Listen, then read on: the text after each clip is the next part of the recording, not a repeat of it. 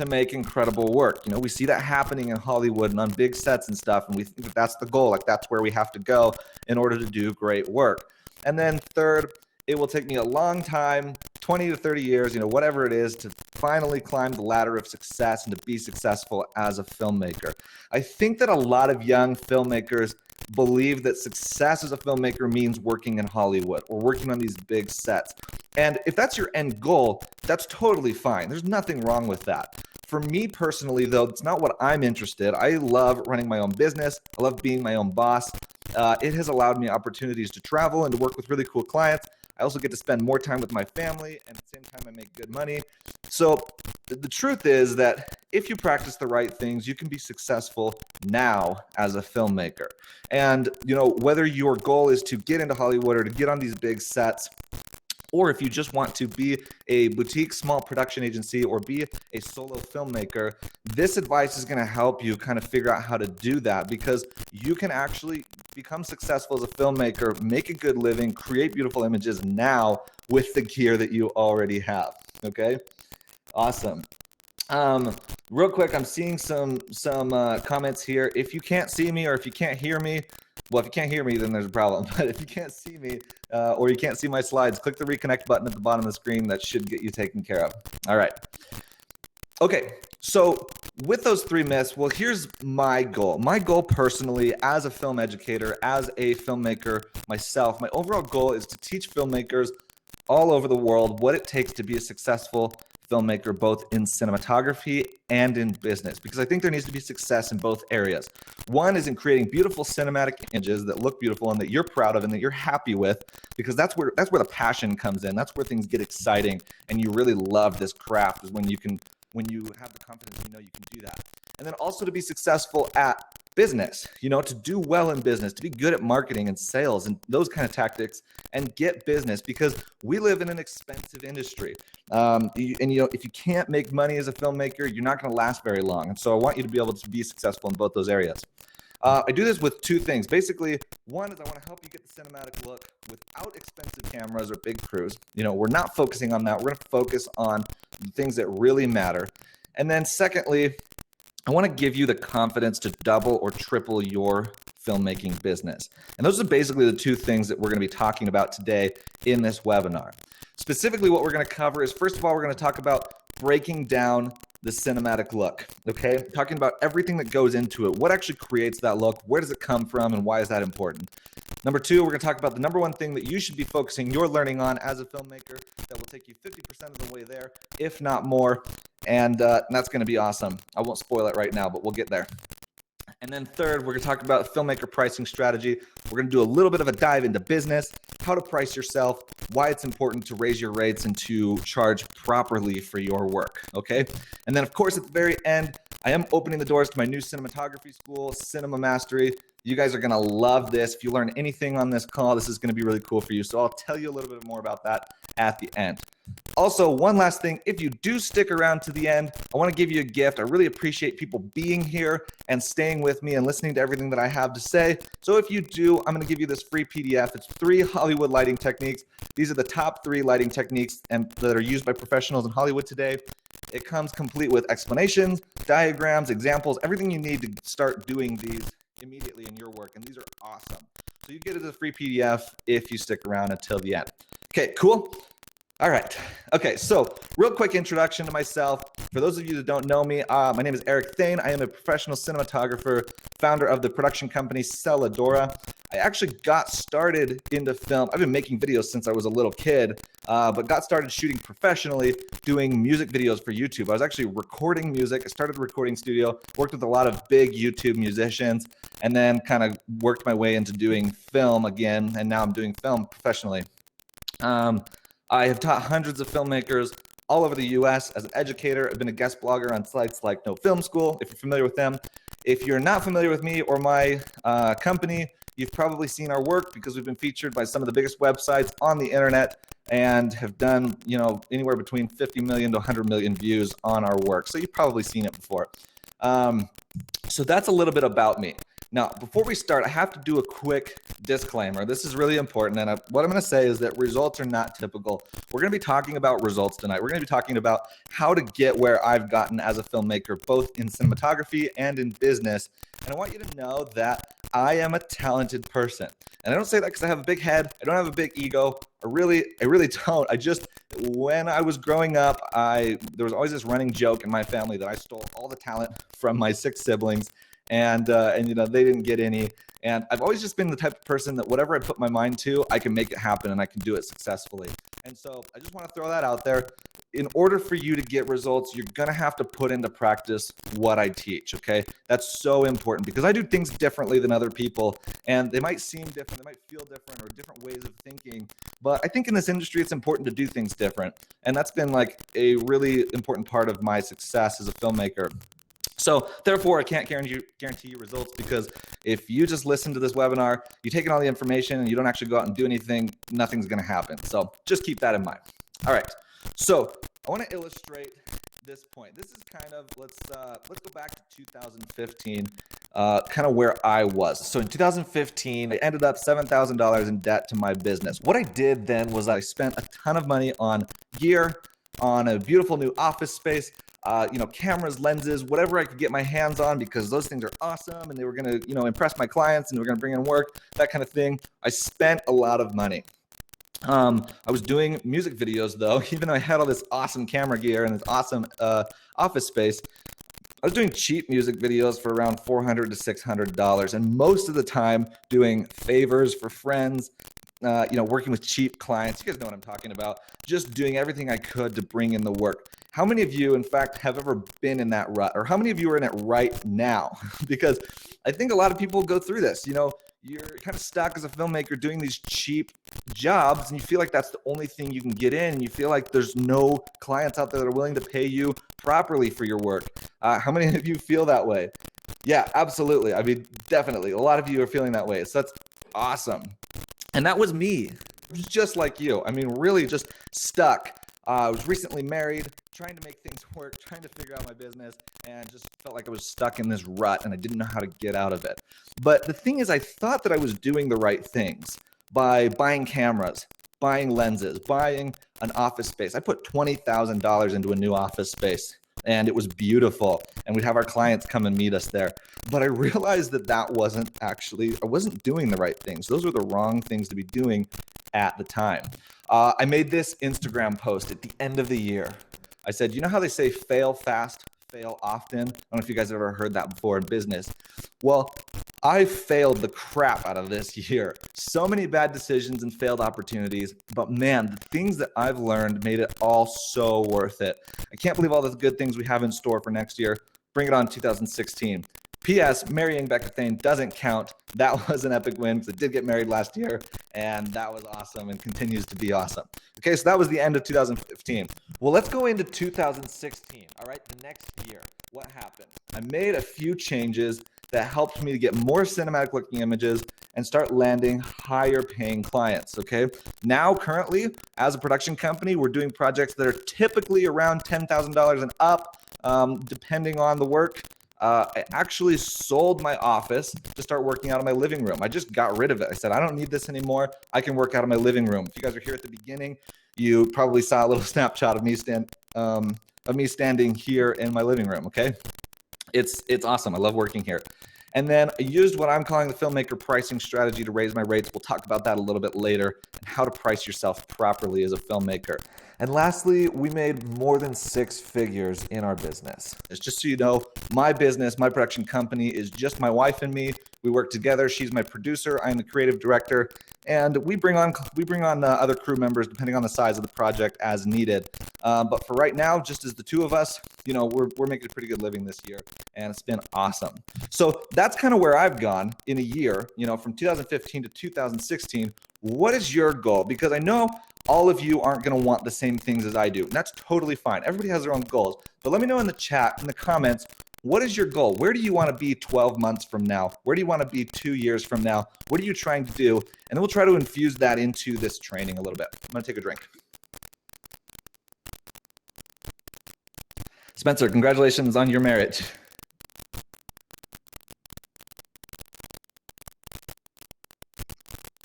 Awesome, guys. I'm really loving your feedback and your comments and stuff. I thrive off of that, and I love hearing your feedback and listening to you guys. So keep that up.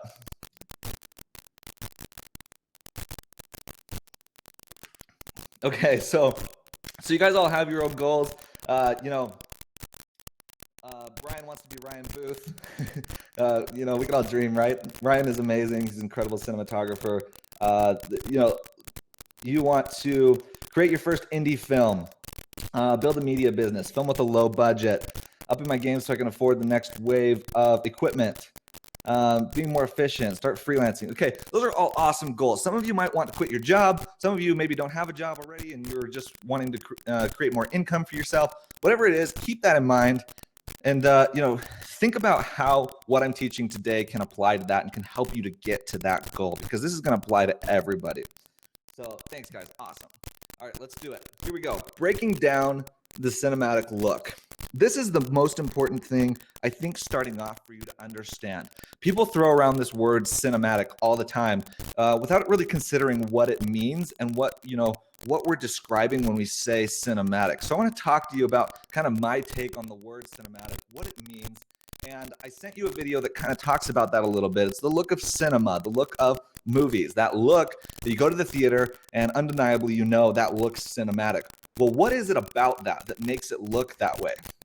So we're going to talk about that. What creates that look and how can you create that look in your work? So to illustrate this, I have a question for you. Let's start off. We're going to do a couple questions here real quick. What camera do you use? Whether you're renting or you own a camera, what camera are you typically shooting on right now and doing most of your work with? So let me know in the chat and let's talk about that real quick. Okay, so we've got Canons, we've got 5D Mark II, Sony a6000, GH4, Blackmagic, A7S, T3i, with a frowny face. I don't know why. That's a great camera. Canon T5i. Yeah, great. Awesome. So this is the cameras. Typically, mostly Canon, Sony, Blackmagic, some DSLRs, that kind of thing. That's awesome. Okay, moving on. What camera do you dream of? All right, we're all guilty of dreaming about cameras. I do it all the time, okay? What camera do you dream of using? What is that one camera that you're like, I just want to get my hands on that camera and start shooting with that. Everything's going to be amazing. Okay, Red is coming in. We've got, so Red Dragon, Arri Alexa, the Red Epic, the Red Scarlet. Of course, lots of Reds. Red's amazing. The new Helium cameras are cool. Even the Canon C100 or C300, those are fantastic cameras. Alexas, Ursa, Blackmagic. Those are all awesome. Great answers, guys. Okay, now here's the thing. Let's get real for a second. Thinking about this camera that you dream of, some part of you probably believes that if you could just get your hands on that camera, it would solve all your problems. It might be subconsciously, it might be just like a small thought in the back of your head, but how many of you have actually felt that way or thought that before or had to break yourself out of thinking that? Because I think a lot of filmmakers, especially beginners, people who are young or amateur, are thinking, what I need to do is I just need to get the best camera and then I'll be able to make amazing work. I have a lot of people message me or email me literally daily saying, hey, I've been saving up all my money for this Red camera. I wanted to get some advice from you as far as what I should do with it. And I always respond and I say, you're going to hate to hear this, but I think you should stop saving up for that camera. Okay? Because if you have this thought, if you are thinking that your camera is going to, solve your problems and do the work for you, you're going to be stuck as a filmmaker. Because when it comes down to it, cinematography is about learning an art. It's about learning techniques and it's about learning how to create beautiful images. The camera is just the tool. And I actually have a story here that will help illustrate that, because a couple of years ago, I put a lot of money into my first cinema camera. This was the Canon C100 Mark II. And at the time, this was very expensive for me. They're cheaper now, but it was about $6,000 that I spent on this package to get it up and going. And for me at the time, that was a lot of money. But I knew, I was shooting on the 5D Mark III, doing mostly music videos. I thought, if I could get this camera One, it looks so much cooler because it's bigger than a DSLR, and my clients will appreciate it. They'll think that I'm more professional, which we've all heard that before. It happens, right? And then two, it's a cinema camera, so it's going to shoot more cinematic looking images. Okay, and that's what I thought. Well, the first few jobs that I did with this honestly just looked absolutely terrible, to the point where I even sent the camera back to Canon and I said, there's a problem with your camera. I'm not getting the cinematic images that I expected out of a camera that I spent $6,000 on. Well, they emailed me back, they sent the camera back, they said there's nothing wrong with it, we tested it, it's fine. Now, the funny thing is, I still own this camera, and I absolutely love it now, and I'm able to get beautiful images out of it. So what happened there? Okay, we're starting to get down to the meat of this and what actually creates the cinematic look. In fact, it begs the question, what's more important? What creates the cinematic look? Is it the camera, or is it what the camera is shooting? What's in front of the camera? Sound off in the comments. What is actually creating that cinematic look? Where does it come from? Does it come from the camera, or does it come from what's in front of the camera? Okay, what's in front of the camera, right? Absolutely. And so when the focus is on what's in front of the camera rather than the camera itself, you don't expect the camera to do the work for you. And that's extremely important. If you have a pen and paper with you, write that down right now, because the camera will never do the work for you. It's just a tool. It's the medium that you use to get the job done, but you have to still know how to do the job, okay? Focus on what's in front of the camera. What can you learn about lighting? What can you learn about composition, or your aspect ratio, or the color in your scene? What can you learn about locations? Are you shooting in an amazing location? Those are the things, and those are only a handful, but those are the types of things that are actually going to create a look in your camera and to make things look the way you want them, to get that cinematic look. I'm glad that you guys are you're latching onto this. You're getting this idea. And this is, for some of you, this might sound really simple, but I just see this problem over and over again with amateur filmmakers, is that they think that a new camera is going to do the work for them, and it's just not true. The truth is, you can get a cinematic look with any camera. All right, I sent you an email yesterday that had a video that I shot of my dad. How many of you saw this? Okay, so this is a video that I shot, really quick. This is like in 20 minutes, not a big deal, just a real quick throw together something with a Canon T5i, which is a $500 camera with the camera and a kit lens. And I put this together, no lights, no nothing, just a lamp on his desk, and put that together. So I wanted to show you what you can do even with very cheap equipment. It's a very cinematic looking 20-second video, okay? And we're not going to watch it right now because I already sent it out. You can take a look. If you haven't seen it, go back to the emails that I sent you before the webinar and check it out. But I do want to show you this video. This video is going to kind of prove something different. And what I want to prove here is that it doesn't take a huge crew to pull off an incredible video. All right, we've already looked at how, you don't need expensive equipment. Now let's look at how you don't need a huge crew and you don't need huge sets. All right, this was shot on a little bit nicer camera, the Red Raven, which, in the grand scheme of things is relatively very inexpensive.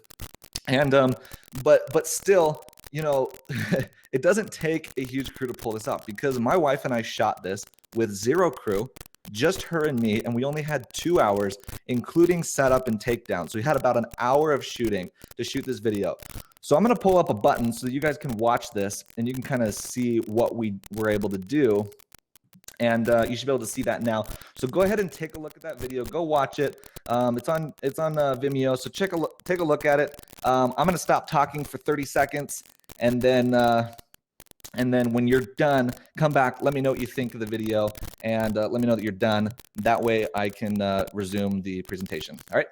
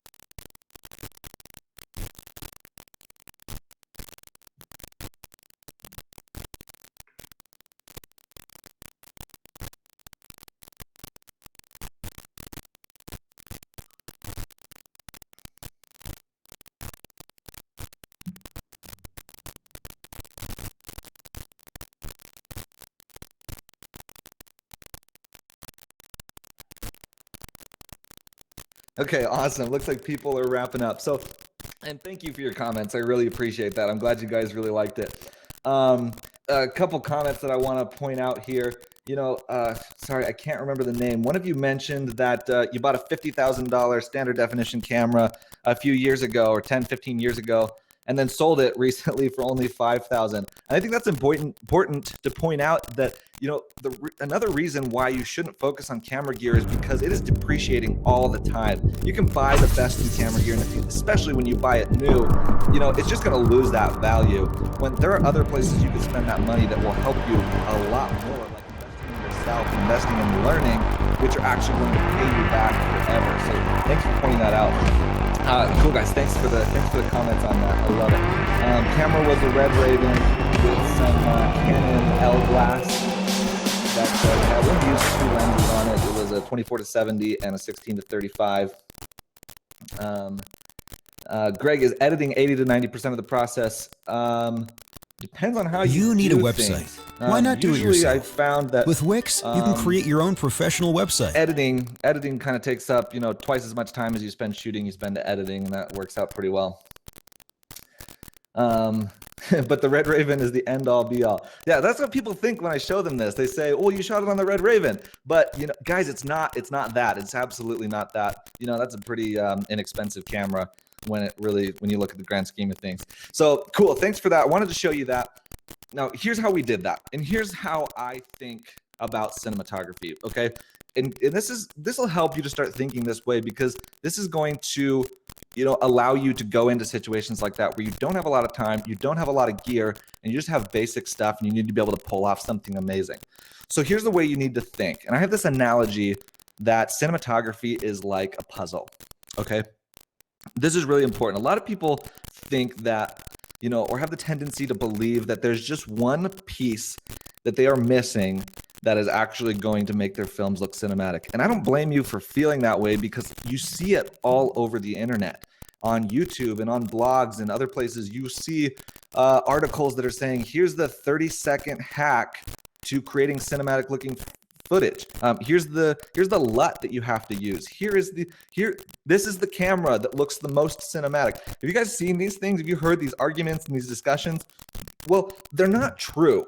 And the thing is, your camera doesn't make your footage look more cinematic. Disclaimer here real quick. Yes, the camera does have an effect. Different cameras look different. Different lenses have slightly different looks to them. But if you are a beginner in the stage that you're at, that does not matter, and you need to not focus on that. That is for when you get further down the road and you're more advanced and you're really starting to nitpick your cinematography. You can be looking at what different lenses are doing. But until then, stop focusing on that. Let's learn the things that actually make a big difference. So here's our puzzle, right? With a puzzle, you create this beautiful image, you put all these pieces together, and people will hang these up on their wall because puzzles are beautiful and they're artwork, right? Well, if you start taking pieces away, then you start to lose that image. And the point here is that, just like with cinematography, that cinematic look comes from adding up a lot of different pieces of the puzzle. When you add up those pieces and you put them all together, the look starts to become cinematic.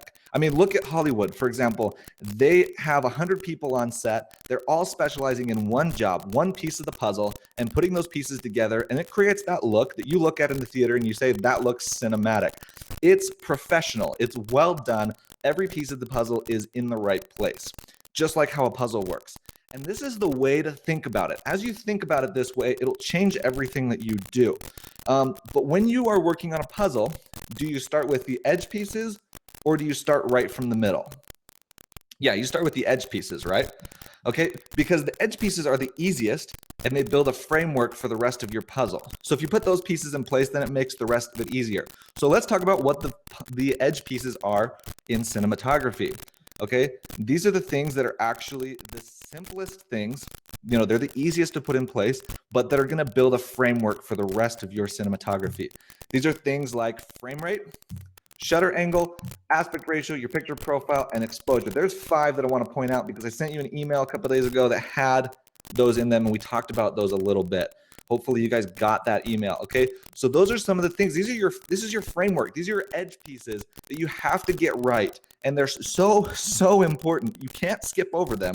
You can't get them wrong, but they're really easy and they're really basic. And if you get those in place, you've already got a whole framework built for your cinematic image, and the rest comes a lot easier. Okay. Then you start getting into the middle pieces and you start thinking about things like your focal length or your lighting or your set design, your camera and your lenses. Like I said, when you get more advanced, you start thinking about what camera is going to give you the look or what lenses are going to give you the look that you want. And these are all pretty broad categories, but there are those simple edge pieces as well.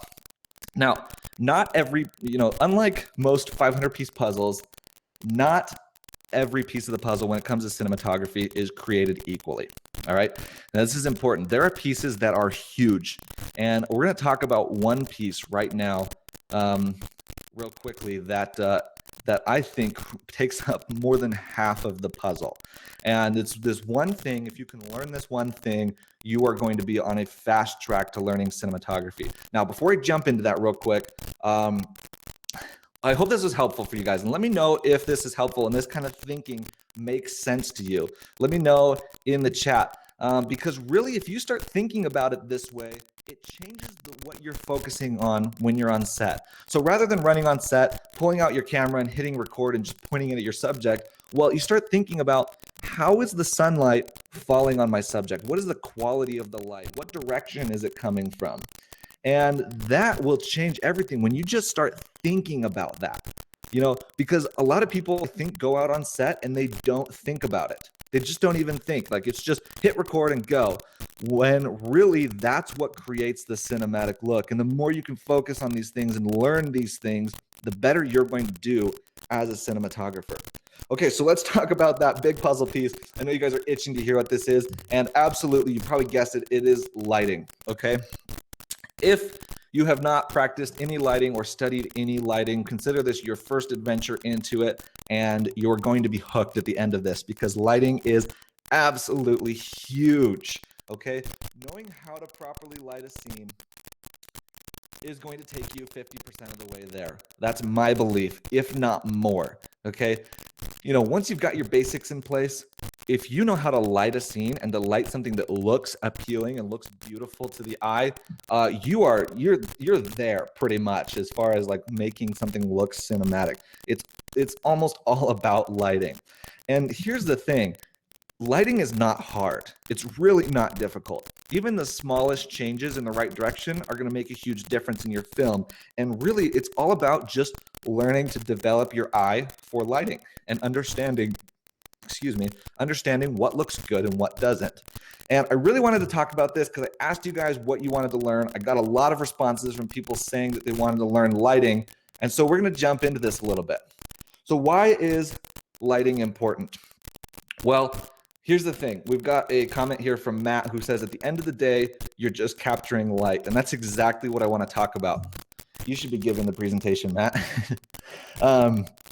All a camera does in its most basic form is capture and interpret light. Okay, you've got a camera. We're in a digital age. It's got a digital sensor inside of it. The light passes through the lens. It falls on that sensor, and there's a computer chip in there that decides what to do with that light. That's really all that happens. Everything else is bells and whistles. So at its most basic form, all a camera does is capture and interpret light. When I was in high school, I took a photography class. How many of you ever built pinhole cameras? Okay, so basically what it is a box you build out of cardboard. You put a piece of photoreactive paper inside of it, and then it just has a pinhole in it that you open and close on this box. And when you do that, you can expose images and you can take photos. Okay, and that was a really cool lesson about what a camera really does, is that it just captures that light. And in this case, obviously we're working with real film paper. That paper is interpreting the light. But now in the digital age, you've got a sensor in there that's interpreting light. So all a camera does is capture light. So naturally, if you think about it that way, if your light looks good, your image will look good, right?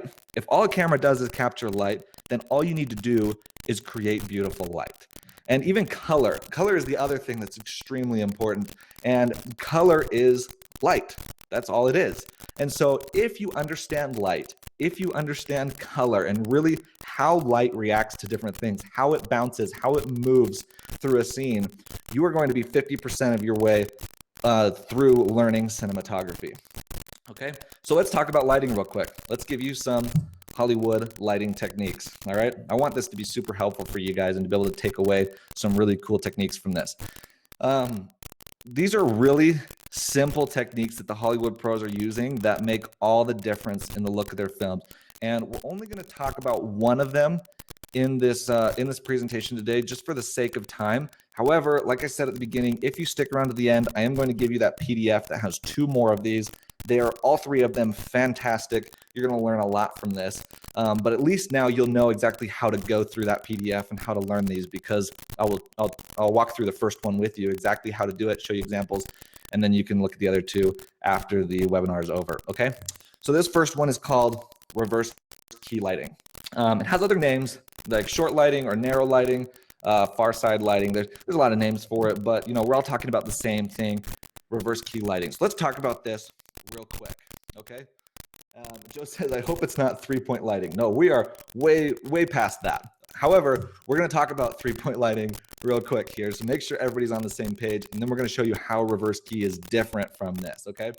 So reverse key lighting, or 3-point lighting, okay, real quick, you've got your subject here in the middle, camera's at the bottom, this is a top-down view.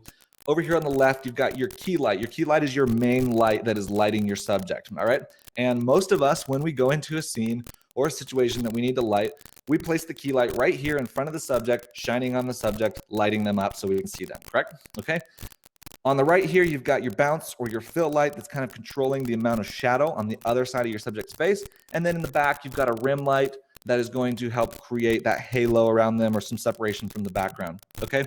So that is 3-point lighting. Well, now how do you do a reverse key? Well, as the name implies, all you are going to do, and again, this is very simple, all you're going to do is reverse the key to the other side of the subject. Okay, how simple is that? And it might seem counterintuitive because people will ask me when I tell them this, they say, well, that doesn't make sense. Why would you put the key light, the main light that is lighting your subject, why would you put it behind them, lighting up the back of your subject? That doesn't make sense. Well, it does, and let's talk about why and what kind of effect that has. So here's an image that I shot of my wife. This is a typical setup. This is how I think most people would go into lighting a scene. You need a light on your subject. You need to be able to see them. So you set up a light next to the camera in front of your subject, lighting your subject just like that. Okay. And this isn't a bad looking scene. It's just light, but it's not super interesting. And so this is your basic lighting setup. This is not a 3-point because we are just focusing on the key for this image, but you get the idea. Okay. Now let's look at what happens when we reverse the key to the other side of her face. And here's what it does. Pretty incredible, right? I mean, you guys should be able to see the difference and how amazing it looks. So let's talk about that real quick. What is actually happening and why does this look so much better and so much more cinematic? Well, the first thing that's happening that's important to point out is that we're pulling the shadows forward towards the camera, okay? When you set up a key, like over here on this side, all of those shadows are going to the back of your subject and you can't see them. One of the key things that you can learn when it comes to lighting in cinematography is understanding that shadows are good, okay? You want shadows in your scene because what that does, as you can see here, it creates this amount of dimension and shape to her face. If we go back, look how flat the lighting looks. I mean, her face looks like a pancake. It looks very flat in comparison, and it's not appealing. It's not very flattering. However, if we go into the reverse key, now you've got all this shape and this dimension. You can see her cheekbones and her jawline and her nose and the way things are working. It's a beautiful, beautiful look. It is undeniably beautiful. And yeah, a couple of you guys are commenting about contrast. Like, that's super important because it creates contrast. In this scene, we don't have any contrast. It's just everything is lit. Whereas if we go here, now you've got contrast between the light side of the face and the dark side of the face. And that is absolutely going to make your images look more cinematic. Thanks for bringing that up. Joe, your comment, a pancake, someone is sleeping on the couch tonight. That is awesome. Becca's in the back listening, so that's probably true. Yeah. So more emotion, more realistic, more shadows. You know, you're creating this look that is just more beautiful and more cinematic. Let's look at some examples from movies. Here's an example with like a lot of fill, because you can change the amount of fill with your fill light or your bounce. This has a lot of fill, so it's a very soft key, very nice soft reverse key light. Looks absolutely beautiful. Here's good old Leonardo DiCaprio. We got the same thing. This one is coming kind of more from the side a little bit, but you notice that we can see the ear on his left side, but not on the other side. That's kind of, this happens a lot in these situations where your talent is looking just off camera. And so it is slightly coming from the back, but this is a medium amount of fill. And then we've got here with like 0 fill, just a very dark, high contrast scene. And so you can kind of play with that, you know, depending on what you're trying to do and what kind of look you're going for. Now, as you guys leave, you know, this webinar and you go out and you watch movies and films and you're analyzing them, you are going to see this all over the place. This has got to be the most ubiquitous lighting technique out there because everybody uses it. Pretty much everything is lit this way. And you may not have noticed it before. In fact, you probably haven't. But now after hearing this, you're going to go watch movies and you're not going to be able to stop seeing it. And you're going to realize just how many movies are lit this way. And just basically every scene is lit with the key light coming from the back, usually very soft, because it creates this beautiful, very flattering look. Okay. So what do you guys think about that? Was that helpful? Did you guys learn something new? And are you seeing how powerful this is? I really want to impress upon you that if you just use like these simple techniques, if you just learn these simple techniques, and I mean, rather than going out and buying a new camera, because your camera is not going to do that for you. It's not going to change that lighting. It's understanding what to do in front of the camera that actually makes the difference. And as you learn these things, you know, you'll be able to put these pieces together and create really beautiful cinematic looks. Great. Yeah, never thought about it before. Cameron, awesome. Good stuff. Yeah, good. I'm glad this is helpful for you guys. So, cool. Yes, I will show you the lighting diagram one more time. There you go. There's your reverse key. Okay, and this will also be on the in the PDF that you guys will get at the end of the call, so you can reference it as much as you need.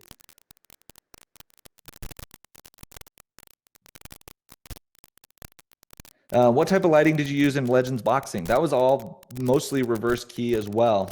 We use a lot of bounce lighting and a lot of diffused light, and then and different colors of light to create different moods and stuff.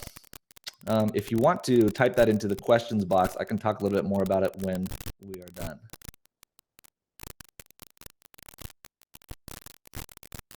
Ken, I answered that question at the beginning. Here, I will probably send out a replay after this is over, so you can show it to somebody else.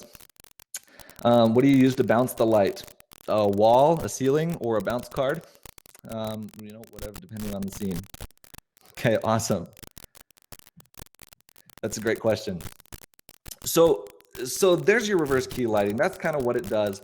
I'm glad this is helpful for you guys because this is so important to understand. And I wanted to at least throw in something here that you guys can take home and just put to work right away. Again, you'll get the PDF at the end. It has 2 more of these that are both also awesome and are just going to change the way you work. Okay, so let's recap real quick my goals for this presentation. I want to help you get the cinematic look without expensive cameras or big crews. Are you guys seeing how this mentality, this methodology can actually make that possible? When you start thinking about things this way, how many of you out there have been, you know, maybe saving up for a camera and now you've decided that you're not going to go and buy that camera? I'm sure there's a few of you. But I hope you're seeing that, you know, you can create a cinematic look without expensive cameras because it's really not about the camera. There's so much more to it that happens in front of the camera, and this can save you money. This can it can help you to actually grow your business as a filmmaker and to really grow and improve your cinematography in a way that is not going to break the bank and is going to allow you to get more work because of your impressive work. And then when you start actually making money, at that point, that's when you go out and you start investing in cameras and gear as you're learning and when you can afford it, not when you're spending your life savings on it, but when you can afford it easily. So good. Yeah, I'm glad you guys are getting a lot out of this. That's awesome. Okay. All right. So secondly here, I want to give you the confidence to double or triple your filmmaking business. And for the next 10 to 15 minutes, we're going to talk about pricing, talk about having that confidence and how to make proper money as a filmmaker. So here you go. Let's talk about this filmmaker pricing strategy. A lot of you guys are asking about lights, so I'll answer this real quick. There's a lot of brands out there, and Desmond, chill. It's okay. I'll answer your question. There's a lot of brands out there, and I love ARRI lights. It's hard to recommend lights just because they're all useful in so many different situations, but ARRIs are great. Kinos are great. And then you've got all sorts of like LEDs with like light gear. I've been loving the light gear light mats recently. Beautiful lights, awesome. It's like some of the best LEDs out there, I think. So there are a lot of options out there. We can talk more about that at the end if you want to throw that in the questions box. Okay, so filmmaker pricing strategy. Let's move on. How many of you right now are totally happy with what you're making as a filmmaker? And you never need to make more. Okay, probably not many of you. Yeah, awesome. Okay, so that's the thing is let's talk about pricing. And this is really just a mental shift, all right? So whatever you're making right now, whether you're charging $500 or $1,000 for a music video, a wedding, a commercial, whatever it is, how would you like to charge double that? And how would you like to charge triple that? Like, would that be awesome? And would that change your life? And what kind of changes would that make in your life? What would that extra income allow you to do as far as your cinematography goes? So start thinking about that, okay? Start thinking about, what would happen if you actually just made a small shift in your business and doubled your prices, or you tripled your prices. Because here's the thing. You can double your rates today and your business will actually double. This might sound simple, but most people don't believe this because you're probably thinking right now, well, if I raise my rates, I'm going to lose all of my clients, right? And that's what I think a lot of people get into. Now, we're going to talk about business here for a little bit. We're done with cinematography. Let's talk about like pricing and actually like how do you price yourself as a filmmaker? Now, here's the thing. If I were to ask you what your one most valuable asset is, what would you say that is? I'm not going to wait for responses here. I'm just going to tell you what it is. What I think your most valuable asset is your time. You've probably heard the saying that time is money. And I personally think that time is worth more than money. Okay, time is so important. So if that's your most valuable asset, well, what happens when you lose clients? You actually free up a lot of time. Okay. So what's going to happen if you raise your rates, if you just go out there and double or triple your rates, you know what? You're probably going to lose clients. But it's actually a good thing because they're not paying you enough and they're opening up your time on your schedule to be able to do other things. So how do you do this? All right. The thing is, you have to know your worth. And I want you all to know that you are all talented human beings. You are worth money. Your work is worth money, and you should only work with people who also believe that. I mean, how important is that to you? Think about it. When you spend time working on something for somebody on a project, you need to be paid for that time. And that's really important. Like, there's a lot of people out there doing stuff for free, doing cheap projects. And again, we'll talk about this in a second. There is a time and place for that, but you have to know your worth. So here's how you're going to calculate what you should charge for your worth. All right. And here's how to calculate what you are worth. One is that you're going to calculate what you need. I can't stress how important this is. For some reason, most creatives, most filmmakers, in any creative industry, they think that what they're going to do, their business model is basically, I'm going to create work, I'm going to put it out there, and whatever I can get somebody to pay me, that's what I'll take to do the job. And that's where you get stuck, right? You get stuck in that rut doing that, where you have your clients coming to you and they're defining your rates for you. They're saying, we have this much, and you take the job because you need it. Well, there's no other business on this planet that runs off of that kind of business model because it's not a real business model. What other businesses do is they calculate their monthly expenses. They calculate how much they need to pay in payroll. They calculate taxes. They calculate all of these things. They find out what it costs for them to create a product and then how much they need to charge for that product in order to create a profit on that product. Okay. And we're getting into like basic economic principles, business principles here. Okay. So what if you did that with your business as well? What if you actually calculate what you need? Now, your product involves cameras, it involves lenses, it involves crew, it involves people, it involves your computer, it involves your rent every month. You need to be able to pay rent. If you have kids, you got to be able to take care of your kids or your wife or whatever it is, your family. Think about what you need. Calculate what your monthly expenses are. How much are you paying in rent? How much do you pay for food? How much do you want every month to spend on entertainment and movies and whatever you like to do? Because, this isn't just about just making enough to get by, but we want to actually live well and actually make a good living as a filmmaker. So calculate what you need. That's the first thing. Okay. And then secondly, what you're going to do is you're going to set defined rates. I can't stress to you how important it is for you to know what the cost is for you to produce everything that you do. So when a client comes to you and they say, here's what I want to do, how much is that going to cost? I'm willing to bet that a lot of you are in a situation where when a client comes to you like that, you're kind of reaching around, you're like, oh, well, I could do it I typically charge $50 an hour, but I could do it for $45 and it might be this. Have you ever been there before where you're kind of doing that? I've hired a lot of filmmakers, editors, other crew members, and I see this all the time. I say, what's your day rate? And they're like, well, it's $500, but I could do it for you for $250. I could do it, whatever. These guys are not setting defined rates. And actually, as an employer, as somebody who's hiring filmmakers, it's a big turnoff because I want you to be confident and to know what you charge. And I just want to hear what you charge. Okay. So set defined rates. If that's a day rate, then you say, great, I charge $1,000 a day for my cinematography. It's $500 for me to bring my camera. It's this much to get this person. It's this much to do this. And you've got that all blocked out so you know exactly what you charge. When a client comes to you, you can say, sure, let me put together an estimate for you. You line item all of those things and you tell them this is how much it's going to cost to pull off what you want to do. That is impressive and it is professional to clients. So have your defined rates.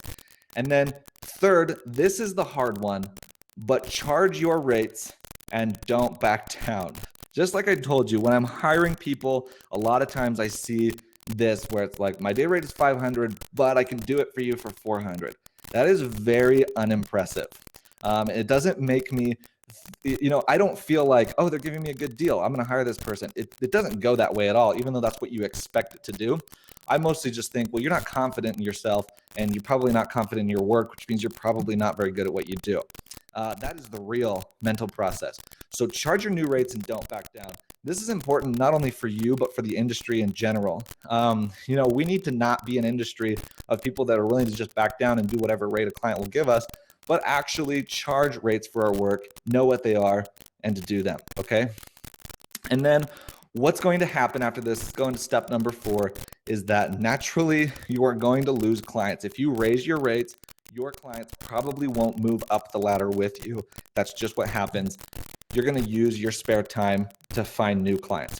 So let's say that you did this. You go out, you calculate what you need, you set defined rates, you start charging those rates, and you lose every single one of your clients, and you don't get another job for 30 days, for a whole month. Do you think if you spent that month, and we're talking 40 hours a week or more, whatever you want to spend, the whole entire month you spent networking, marketing, promotions, meeting people, building relationships, that kind of thing, do you think that you would not find one client to pay you at your new rates? And in a lot of cases, finding that one client will actually pay you as much as you would have made by working for 5 clients because you're actually charging proper rates now. Are you seeing how this works? Kind of how this goes? So when you start thinking about that, you start thinking about it this way and not being afraid of having time, it kind of changes things. And it'll make you start to actually focus on networking and focus on building relationships and marketing. And there's a whole slew of other things that you can be working on in your downtime that will help you to find new clients. Here's one last thing for you, and this is what I call the pricing spectrum. Basically, you're right here in the middle with what you charge, whether that's $5,000, $50,000, $150,000, whatever it is, whatever you're charging, you're always going to lose clients on both ends of the spectrum. So let's say you charge $10,000 for a wedding video. You're going to have clients who will come to you and they only have a budget of $5,000 and they won't be able to afford you. And so you're going to lose that client. Well, you're also going to have clients that will come to you that have a budget of, maybe $50,000, and you're going to tell them, well, I charge $10,000, and honestly, they're going to come back and think that you don't do a good enough job to charge what they thought they were going to pay, and you're going to lose that client as well. This happens on every project. If you get the client, great, they're right there in the middle with you. Their expectations are in line with your prices. However, if you don't, it's because they couldn't afford you, or you weren't good enough. And people will make assumptions about how good you are depending on your pricing. And so here's the thing. Where would you like to be losing clients? Do you want to be losing them on the low end, or do you want to be losing them on the high end? I personally would prefer to lose them on the low end. And we turn down a lot of clients. We have a lot of people contact us that we have to say no to because they can't afford us. However, it's been amazing to me time and time again how many times when I've charged what I thought was a really high rate for something and the client has accepted it because it's what they expected. So what you should be doing is reaching out to your client. You tell them this is what it's going to cost to do your project. If that jives with them, great. If it doesn't, no problem. You just say, okay, that's not a problem. There are other options out there, and it's totally fine. If you can be in this position, you are going to be powerful as a business person because you're not needy and you're not desperate for work. Okay. All right. So I know we're talking about a lot of stuff here. This is probably a lot for you guys. But what it boils down to in the end is you can do one video, let's say for $5,000 in a month. And you're going to make, every month you do one video for $5,000. You end up with $60,000 in income in that year, which is, an average income. And, you're making that amount of money. Well, if you charge $500 for your work, you're going to have to do 10 videos every month in order to make the same amount of money. So which would you rather do? Would you rather work less and make more, or would you rather work more and make less? And then, when you're working less and you're making more, it opens up time for you to go out and just find new clients. I discovered this at the beginning of 2016. It just became so clear to me, and I realized, you know what? I make good work. I think it looks good. There are clients out there that like my work. I'm still my own worst critic, just like anybody. But there are clients who do enjoy my work, and they're out there and they're interested in hiring me. I am only going to charge what it's worth for me to go and do that job, what will make it fun for me. Because if I'm not making enough and I don't have the resources to create a quality of product that I want to, one is that my work suffers, and two is that I don't have as much fun doing it. It's a lot more fun to work with the gear that you need and to have the resources you need to pull off something that looks great. So keep that in mind. Is that helpful for you guys? I'm getting a lot of really good positive feedback on this. So good. I'm hoping that it's really helpful for you. So here's the deal. How did I go from working for practically free to making $10,000 plus per project? Okay, we talked about this a little bit. 2015, I was doing really cheap projects, kind of in the same shoes that a lot of you guys are in right now. But now doing projects for 10K and up on the client work that I'm doing. So how did this happen? The truth is, the very simple truth is that I decided to. I talked about this a little bit. I just decided, you know what? I'm going to charge what I'm worth, and I'm going to make things happen. Obviously, there is a component to this where you do have to be able to create beautiful cinematography, create a product that people want. And so I do believe that you should focus on your cinematography first. However, don't sell yourself short on your prices. This is really the only thing that changed for me. I started telling people that our rates usually start around 10,000, and I didn't back down on people. My wife and I just decided, you know what, we're going to charge what we should charge to do a certain standard of quality all the time. And if they can't do it, then we're not going to back down. We'll let them go somewhere else. And it's amazing how things change. We still do the same amount of work. We make a great living with it. We still get leads. I get to spend more time with my wife because I have a lot more free time. On top of that, I'm working with cooler clients who respect me and respect my work. So I'm not getting burned out and hate my work. You guys have probably felt that before. And that right there is absolutely priceless to me. This is really a very simple mental shift that will transform your business. And, it's not just making a decision that made this happen, even though that's really what started it. But this actually caused me to do two things that I want to talk about real quick. Okay. Daniel, what are you shooting these 10K projects on? Typically on Red. I do love Red cameras. However, again, it's not about the camera, because on these projects I could come out with a DSLR, and the client wouldn't know the difference. They just want our work. Okay. So yes, it is, Lakita. It is absolutely great news that people are willing to pay that. And I feel like if you get out of the crowd that you're in, you'll be able to get to this point. It's not as hard as you think. So deciding to do that actually caused me to do two things. So here's why I've been successful. These are two things that I want to drill into you guys because this is so important. One is that I invested in learning. All right. We've talked about this a little bit throughout the presentation because this is so important. I stopped spending money on cameras, on lenses, on new office spaces. And what I did is I started buying books, lots and lots of books, and not just about cinematography, but about business and sales and marketing. My wife and I would go to Barnes & Noble and we'd come out with like 10 books on sales and marketing and other techniques and tactics. And I would just go crazy reading these books and learning everything that I could. And that made a huge, huge difference. I stopped spending money on gear and on things that weren't going to pay me back and started investing in things that were actually going to give me back an income. I investing in myself and not in camera gear that was going to do nothing for me. Okay. In fact, on most of our shoots, we rent a majority of our gear. So we don't even own that much stuff. Okay, so that was the first thing I did. Again, super important. This will do so much more for you than a new camera or a new lens will. And then the second thing that I did is that I hired mentors. So I actually pay money to be part of a mastermind group. I pay $2,000 a month to be part of this group of entrepreneurs that I work with every week to help me grow my business. This has been the single greatest asset to my business because I have a support group that holds me accountable to my business and motivates me to keep working hard.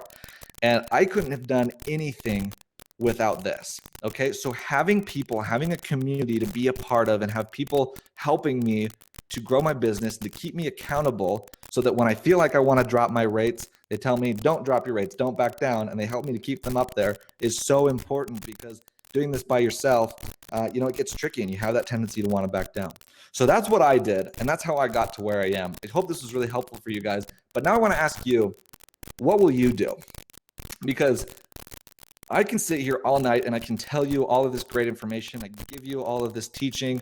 However, what are you going to do about it? Are you just going to sit here and listen, or are you going to go and take action? Because when this webinar is over, you could take action and start improving your cinematography now, or you can go back to doing the same things that you've always done and you'll continue getting the same results. So what are you going to do? Are you going to take action and go actually put this kind of knowledge to work and improve your cinematography in your business?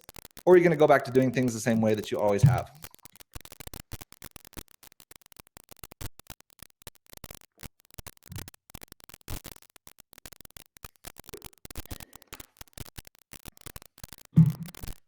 Awesome, man.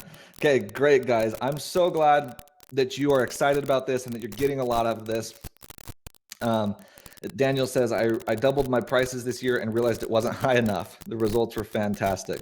Yeah, start filming, take action, invest in learning. Victor's got his A7S in his hands right now.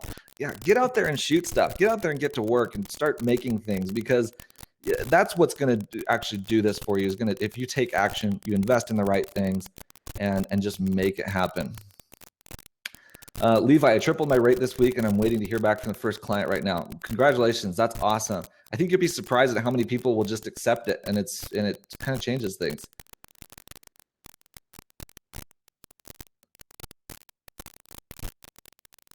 Awesome, guys. Sorry, I'm just looking at your comments for a second here.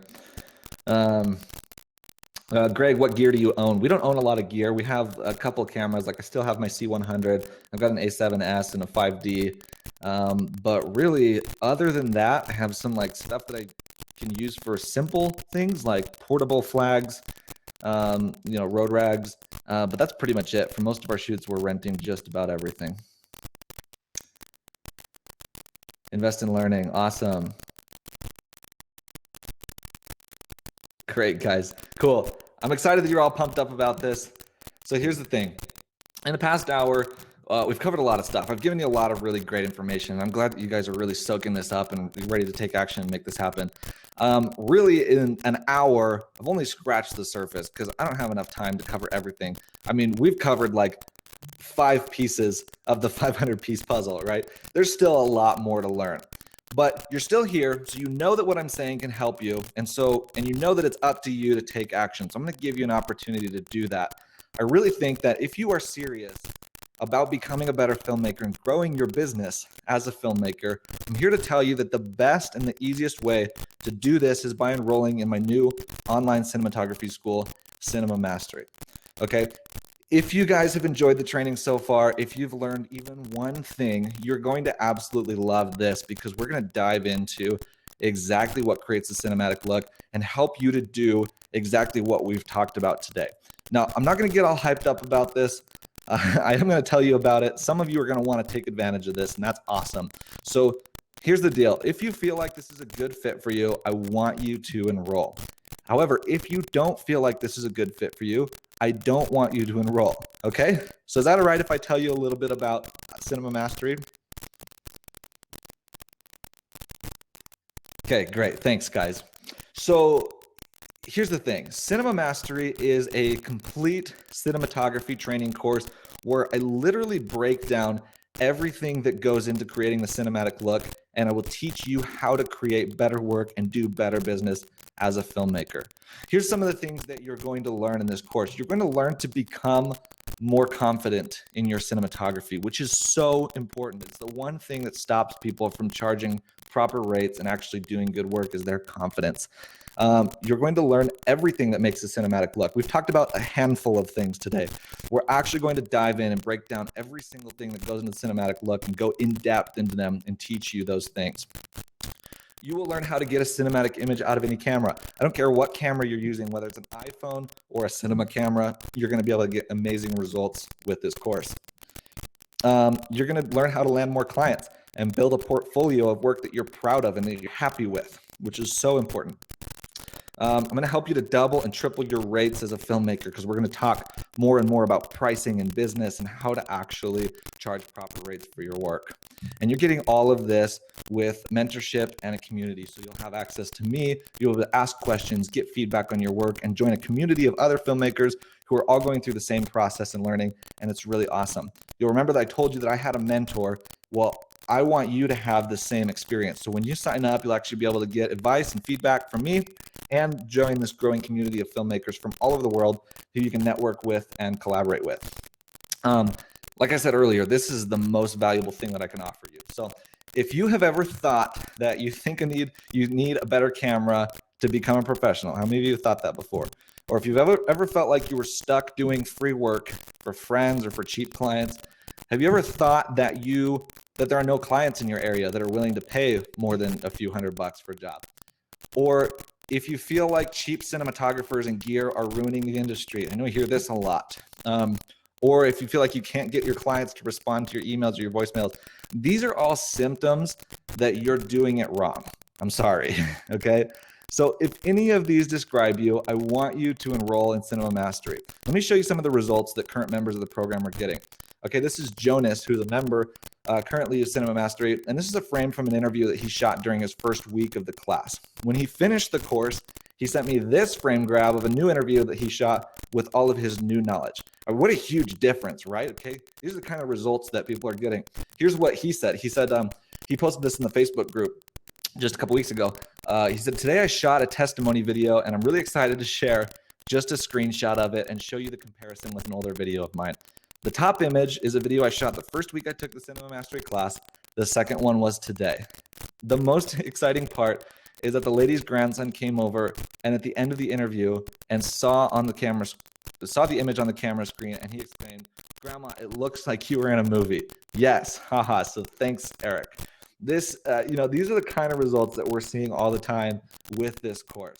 So here's a quick breakdown of what's in it. The course has over 15 hours of content. It's organized into 8 sections, and they are the following. We have, first of all, we start out with overview and camera settings. This is the only time we're going to talk about the camera, and we're going to get your camera set up. So any camera that you have, we'll set it up to get amazing cinematic images. We'll help you master your exposure and get maximum dynamic range out of your camera, and really help you to develop an eye for cinematography and start seeing things differently. And of course, break out of that seemingly never-ending cycle of working with cheap clients. Okay, and then from there we move on from the camera. We're going to talk about those fundamentals, get them in place, and then we're talking about what's in front of the camera. So shooting fundamentals will help you to build a portfolio or a reel that is impressive to potential clients, which is so important. Help you to motivate your images and tell stories better. Composition, camera support, movement, focal lengths, all of these things. Each of these sections is about 2 hours long worth of content. We'll go into, the next 3 sections, 3 through 5, are all about lighting. Like I told you, lighting is the number one thing that you need to focus on, and we spend a lot of time on it in this class because it's so important. You'll learn the tools that are used by Hollywood professionals to light scenes. What tools are they using? What lights? What flags? Those kinds of things, and how to get your hands on those. Lighting techniques that are going to make you look like a professional the way that you shoot. You'll learn how to shoot indoors and outdoors, day and night, natural and available light. In any situation, you'll be able to light your scenes. And of course, I'm going to give you breakdowns of scenes so you can see how they were lit, because I think that's one of the best ways to learn, is to see how other people are doing it. We're going to talk about production design and audio. So getting the big look or huge production value with a small budget, setting up scenes that look professional and look beautiful. And of course, to capture clean and professional audio by using the right tools. A lot of people don't realize how important audio is for getting that cinematic look. Actually, if your audio is good, people will think that your work looks better. It psychologically works, and it's so important. Okay, then we go into editing and color. We're going to be teaching you a bulletproof editing workflow for any NLE so that you can edit efficiently and get things done fast. Teaching you how to work with multi-camera sequences will speed up your process, helping you to round trip your files between your NLE and DaVinci Resolve for color grading. And then color grading your films with consistent, harmonious colors. This is not about, how to put a LUT on your footage or how to do anything like that, anything quick. We're actually going to drill into real color theory and learn why colors work together, what colors look harmonious together, and how to create looks with different types of colors. And then lastly, in the last section, we're talking about business workflow, 100% business and distribution, learning how to work with current clients, how to land new clients.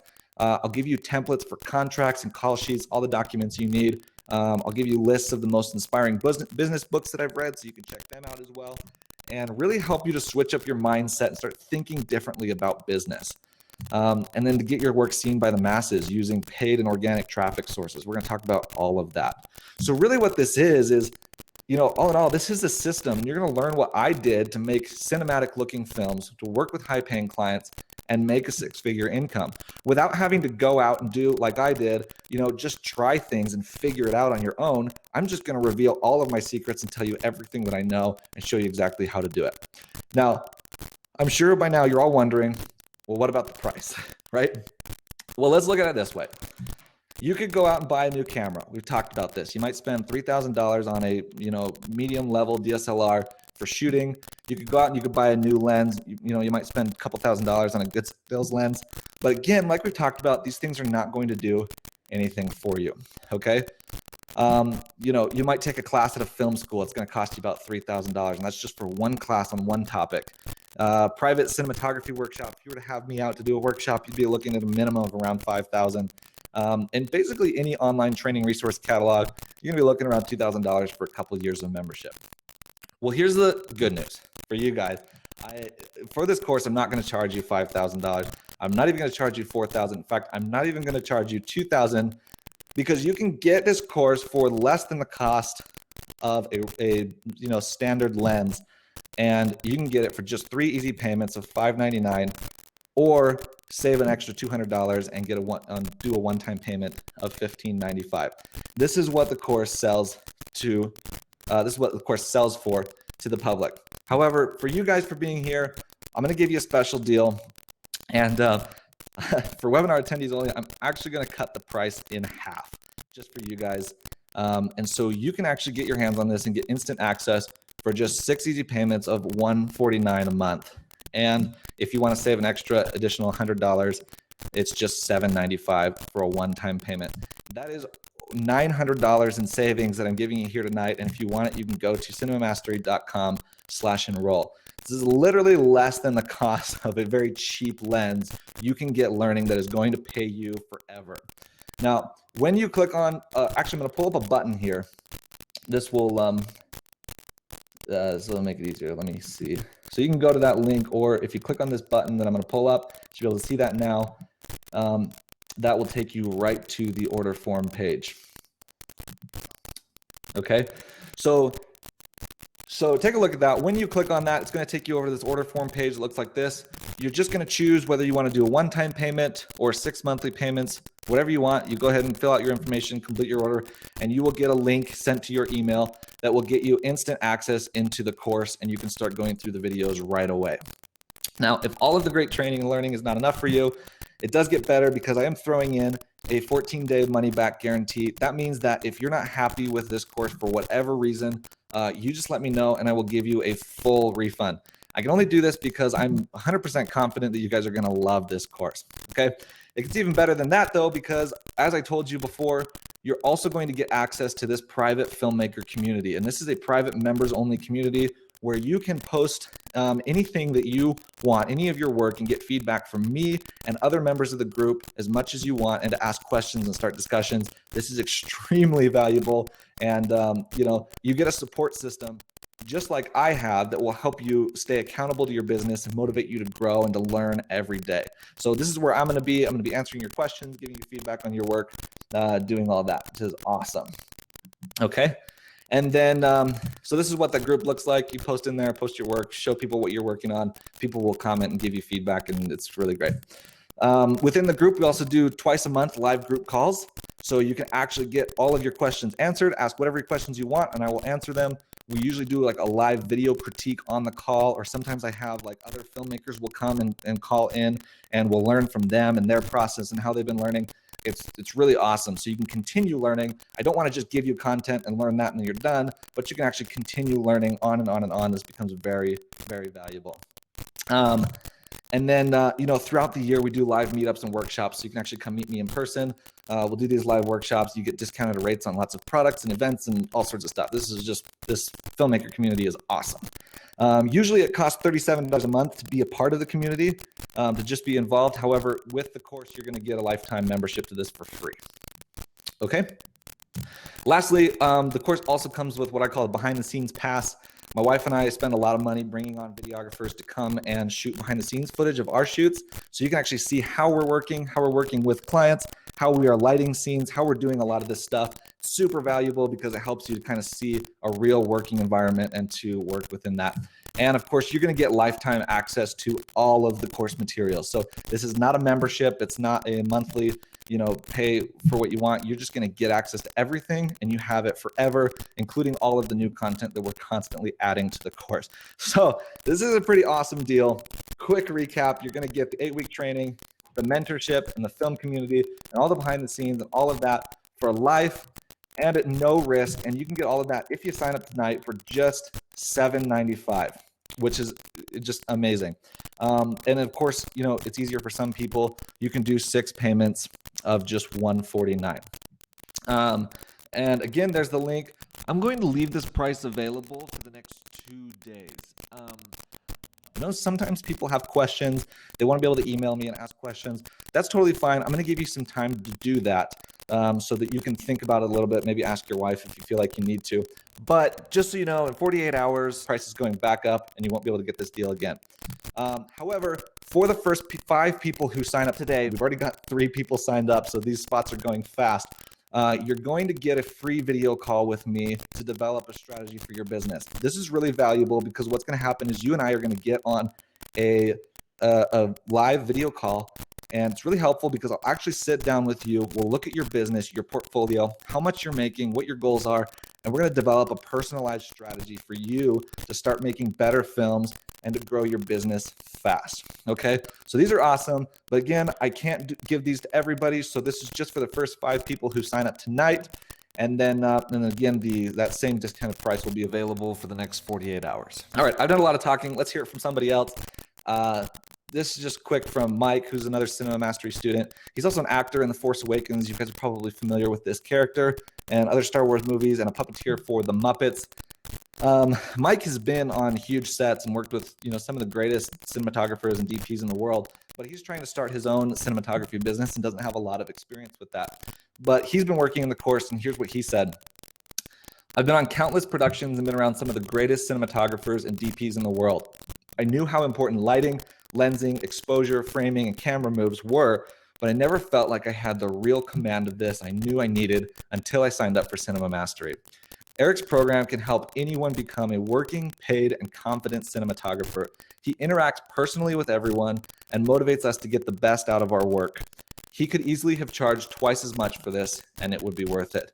I truly, truly love and enjoy working with people and interacting with everyone in the group, and I try to make that a big part of this course where you actually get access to me and a group of filmmakers that you can get support from, which is just so incredibly important.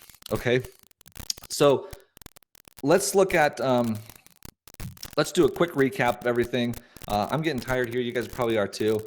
Here's everything you're getting, again, for just $7.95 or 6 easy payments of $149. And again, is at that link where you can click on the button. So you've got about 14 minutes left to take advantage of this today. We actually already have 6 people signed up. I'm going to open up a couple more spots for those video calls for anybody that wants it. Okay, these always go really fast, and I just want to make sure that anybody who wants that video call and that strategy session can take advantage of it. So if you're still on the fence and you want to do it right now, go for it. I will make sure that's available to you. Okay. So right now I'm gonna do just go through some questions about the course, and then in a little bit we'll get you the PDF so you guys can take off. And let's see. I just want to get some questions answered here. James says, what time zone? All of the content here is pre-recorded, so you can go through it at your own pace, whatever time you want. You don't have to be stuck in a time zone. And then the group calls, I usually post in the group, and we find out what time works for everybody. And if you do miss a call, we record them so you can get access to those as well later. Okay, cool. Just going through, looking for more questions.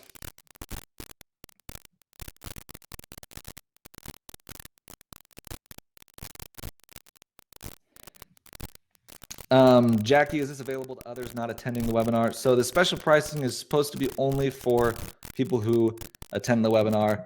I mean, I guess you could share the link with somebody else and they could sign up, and I won't complain if you do that. Joy, no, the courses do not expire. You have lifetime access to this.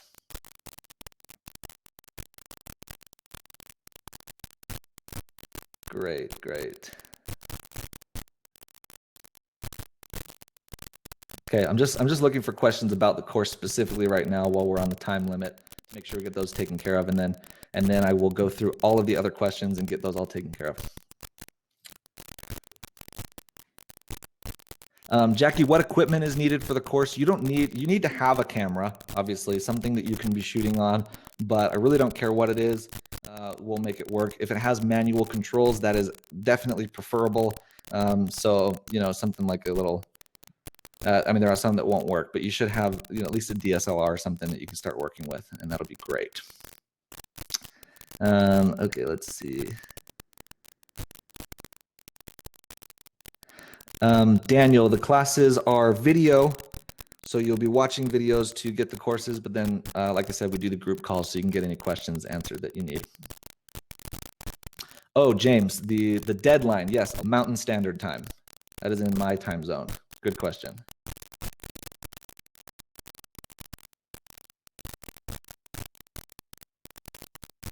Okay, awesome, awesome.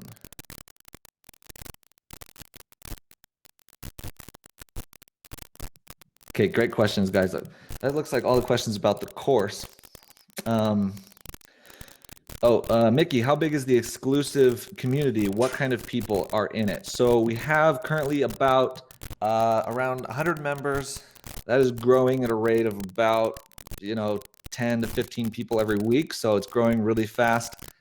Even still, though, they're all people who are going through the course and who are learning and doing cinematography. So it's an awesome community. Everybody's very helpful, very nice. We work really hard to make sure that everybody in the course is very, we get rid of egos and just let's all work together and really make this happen. And it's been really helpful for most people. Joy, can this course help me in other fields like directing and animating and storyboarding? We are focusing specifically with this course on cinematography. So keep that in mind. We won't talk about directing. We do talk a little bit about storyboarding and the importance of that, but It's really more about 100% cinematography. Judd, how many classes are there and how long do the classes last? The classes are about 2 hours long each, and there are 8 of them, but also mixed in with a few other random videos in there. We are also working on Cinema Mastery 2.0, which will be released in the next month or two. That has all new content. It's all broken down, really easy to digest. It's awesome. It's going to be really cool. And if you sign up now, you'll get access to that too when that comes out for free. Awesome, Eric. Love that. We review our work personally and give us pointers on what we've shown. Yeah, stuff that you post in the group, I try to get around to as much as I possibly can, and responding to comments and giving people feedback. And then again, everybody submits work, and then on those live calls, a lot of times we'll do like live critiques, so you can get feedback that way as well. Rob, no, we don't go into 360 virtual production. Okay, while those comments are coming in, those questions, I know some of you are just waiting for this PDF. So here it is. Oh, actually, it's the same link. So if you click on that button, or if you go to cinemamastery.com/enroll and then scroll down to the bottom of the page, I've just put it there. There's a link so you can download that PDF. Thank you again for sticking around to the end. I really appreciate you guys being here. This has been a lot of fun for me. So I'm glad you guys are here. So go ahead and take that Lighting Techniques PDF, and I hope it helps a lot of you.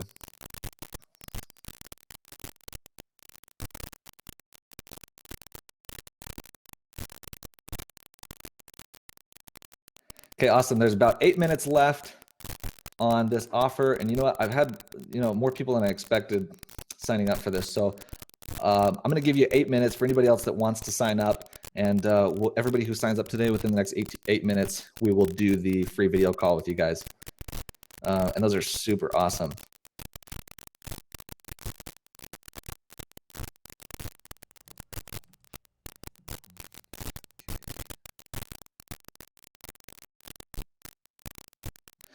Joy, can someone with no experience digest the material in the course and make real money? I think so, absolutely, because we start with the very basics, the most fundamental camera settings and getting your camera set up. The course is designed to work for anybody from any stage. So if you're already a little bit more advanced, the first video might be a little bit of review for you. However, we're going to dive deeper into it than you've probably ever gone before. And but if you don't have any experience, definitely you're going to learn a lot starting right out the gate.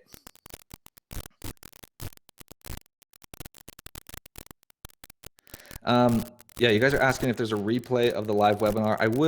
I'll send you an email tonight or tomorrow that has a link to that, so you guys can check it out in case you missed something.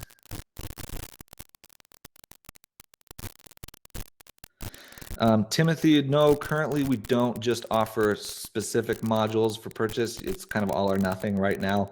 We've kind of played around with working with that later, and so you're on my email list and I can let you know if that does happen, but for right now, it's not an option. I actually don't know how to do it logistically.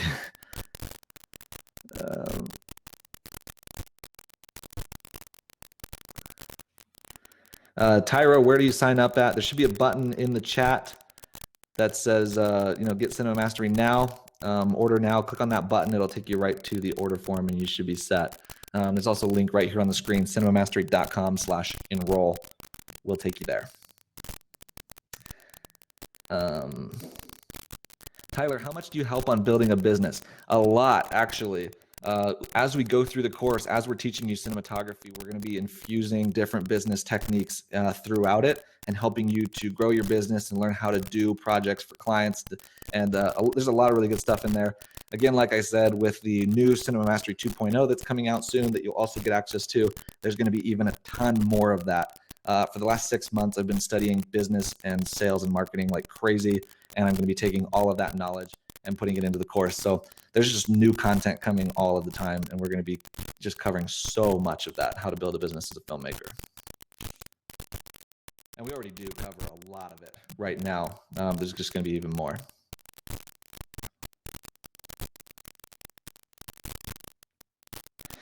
Juliana, what if you want to buy later? So you have this pricing for the next 48 hours. If it is later, you can send me an email and a look at it, but I try to keep the pricing pretty specific to just this week. Let's see. Judd, no, you will have access to all of version 2.0. You get that, if you sign up now, you get all of that for free when it comes out.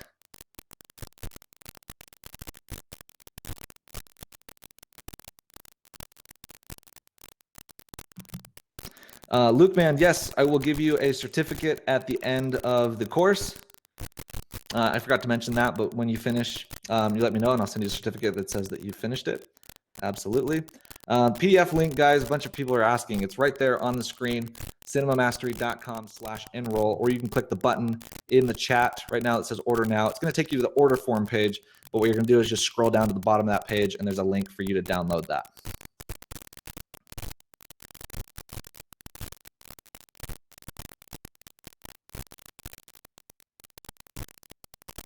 Okay, just going through questions.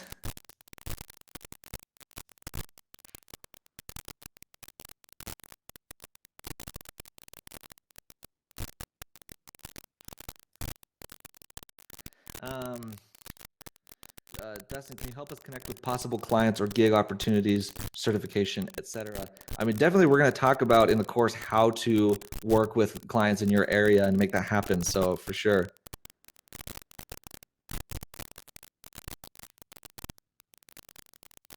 Yeah, awesome. You guys are still asking where the PDF is. There's a button right here on the screen, cinemamastery.com/enroll. And it's a little bit confusing because it's going to take you to the order form page. However, just scroll down to the bottom of that page and you'll see a link there to download it. Super easy. Luke, man, yes, I think I answered your question already, but you will get a certificate at the end of the course.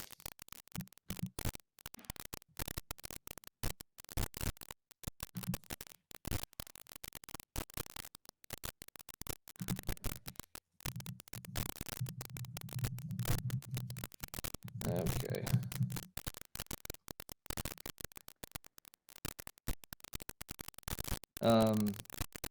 What city are you in? I'm in Provo, Utah. Okay, awesome, guys. We've got 2 minutes left on if you want to get that free video strategy session call, which are super awesome. We've already got a bunch of people signed up, so I'm going to be doing a lot of those calls, but that's okay. It's honestly like one of my favorite parts. I love working with you guys and helping you to get things done. Cool, guys. I'm going to start going through questions here. Are you a Jazz fan? Yeah, I'm not a huge sports fan, but I like the Jazz. They're great.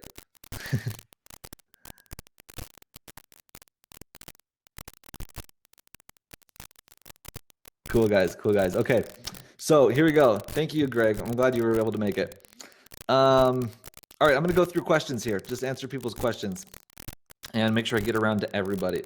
Again, if you have questions, go ahead and use the question option when you write your chat.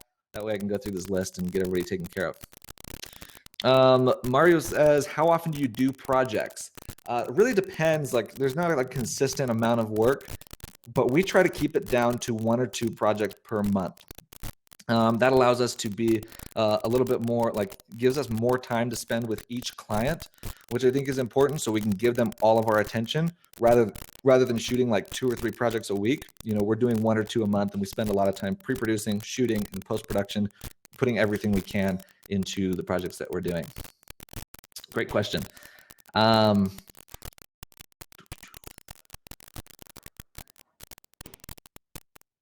What social networking apps are best for production marketing?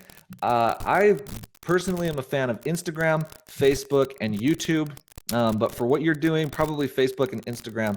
Instagram's huge. That can be really helpful. And Facebook, of course, everybody's on Facebook. I would recommend those. Judd, would the class benefit wedding cinematographers too? Absolutely. We actually have a lot of wedding filmmakers in there currently. And we do a lot of really awesome stuff. Last week, we did a live call where I had a guest wedding filmmaker come on. He's got this amazing business where he does really high-ticket weddings all over the country, and he just shared all of his secrets with us. There's a recording of that in the class. So, when you sign up, you'll have access to that, and you can watch that too. But lots of wedding filmmakers, a lot of support there as well. That's super great for those guys.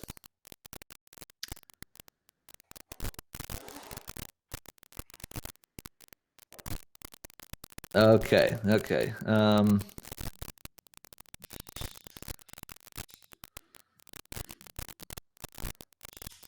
How long does it take for your projects to render? How big are the project files on average? It depends on what we shoot on, because like stuff on the C100 is less, but if we shoot on Red, it's more. I have a really fast computer though, so it's usually not too bad. If it's a 2 to 3 minute music video, we're not usually looking at more than 5 to 10 minutes. So not bad. Jordan, is it as simple as asking Ryan Booth to be a part of his team on one of his shoots to learn from him, or is it going to take a lot more than that? I don't know him personally, and he does great work, and he seems like a really nice guy. I'm sure he's awesome. Although he's pretty well known. He probably gets a lot of people asking him to do that. So I've had a lot of people do the same with me, where they'll email me and they say, hey, I want to come and be on set with you and to work with you. And honestly, like from my perspective, I try to help people out as much as I can. I really think that's important, and I'll go to lunch with other filmmakers and I'll teach them whatever I can. I do think that's important. I don't know what his take is on that. I'm sure if he felt like the opportunity was right, he would do it, because I know like he wants to help out. And most people who are successful filmmakers want to help out the younger guys, and you should have that same attitude. But definitely, if you are going to reach out to him, I would just make it very clear what kind of value you are adding to him and why it will be helpful for him. It's going to get you just a better opportunity to get your foot in the door. Toma, do you have a scenario or storyboard written before shooting? How many cameras? Totally depends on the project. On things that are more involved, and I actually have a vision of exactly what I want, how I want the story to go, so more narrative stuff, I will have a storyboard so I know exactly what shots I need to get. However, with other stuff, a lot of our stuff is very run and gun, just kind of go and get shots and piece them together, and that works out really well for us too. Can we rent gear for bigger shoots? Do you recommend doing this? Yes, absolutely. We rent most of our stuff because you don't have to own it, and it's a lot cheaper. Do you do all your own editing? Yes, I do.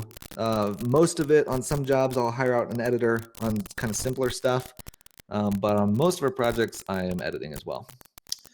The camera used for the boxing clip, Eric, was the Red Raven.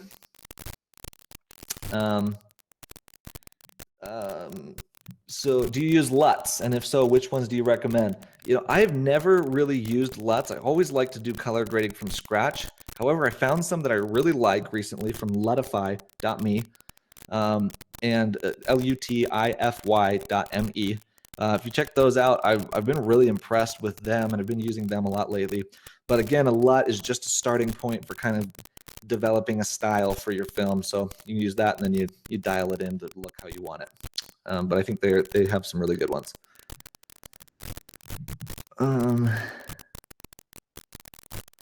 I stay on one specific shutter speed unless I change my frame rate or if I want a jittery effect. Is this what you suggest? Yes, absolutely. If so, what frame rate and shutter angle do you suggest for smooth filmic motion? So you want a 180-degree shutter angle for that smooth filmic motion. That is the denominator of your shutter speed is double your frame rate. So if you're shooting 24 frames per second, your shutter speed should be 1/48th of a second. If you're on a DSLR that doesn't get that close, you can do 1/50th, and that works as well. Definitely. Let's see. What percentage of your videos would you say use reverse key lighting? 95. Okay. What kind of lights do you suggest? I always get this question, and it's hard to suggest lights because there's so many different types of lights for so many different scenarios, and they all work specifically in those scenarios. However, like I said earlier, I'm really loving Lightgear's light mats, which are LEDs. They're kind of like Kinos, like the LED version of Kinos. You can get LED version of Kinos. You can get LED area lights. They're very, very expensive. The light mats are somewhat affordable, and we just rent them. And I've been loving those recently. But there's, we use different lights for every situation. What light do you use if you want to have light for sunlight coming through the window? If you really need it to be as powerful as sunlight, you're going to need an HMI. But typically you're going to want a Fresnel, something that's a very bright light, not a soft LED or a Kino. But again, depending on the look you're going for, because if you're shooting at night and you need just a little bit of light coming in, maybe you're, if you're simulating like moonlight, then you might use like Kinos. However, with sunlight, typically you're going to be using an HMI or some bright, airy Fresnel or, from another brand. Ken, yes, I will send you a replay of this when we're done. Explain the rim light, please. The rim light is a light that you put on the back of your subject, usually a very bright, harsh light, but it doesn't have to be. It could be softened as well. That is going to just basically create some contrast between your subject and the background, kind of help separate them. Marcus, do you need to have a light meter? No, you don't have to. I don't actually own one. I've been thinking about investing in one recently. However, I think they're a good thing to have, especially when you're in a controlled set scenario and you're lighting a scene, to be able to measure your lighting ratios. I think that's really important, but you can do run and gun stuff without it and still shoot great stuff.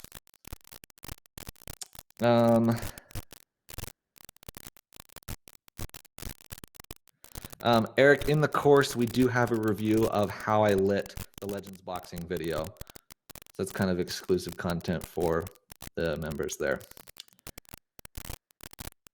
Where can I get C-stands for cheap? Or are there cheaper alternatives? I don't know where's the best place to buy them. I know Matthews has them. I know Modern Studio, I think it's called. There's a bunch of them, but they're not usually cheap, and I don't know where to get them cheap. They're like $100 a pop, and that's just kind of the way it is. You can probably find some used somewhere.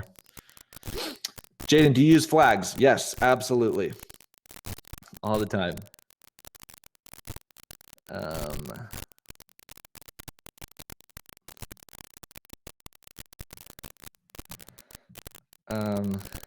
What are your rates? So I typically charge either $1,000 or $1,500 a day as a cinematographer, and then of course on our projects, my wife usually comes to produce, and she'll do $500 a day as a producer, and then we just line item all of our rentals and whatever else we need, other crew members, time, on day rates. That's kind of the best way to do it.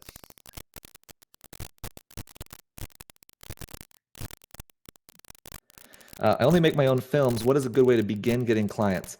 Start networking and meeting people and building relationships. Tell everybody that you know what you are looking for, and they will become your kind of army for selling your services. In every conversation you have with somebody, find a way to let them know what kind of work you're looking for and look for referrals. That's going to be the best way to do it to start out. And if you don't have any work in your portfolio, you're going to need to do spec work and do some stuff for free or for cheap to get a portfolio going, first of all.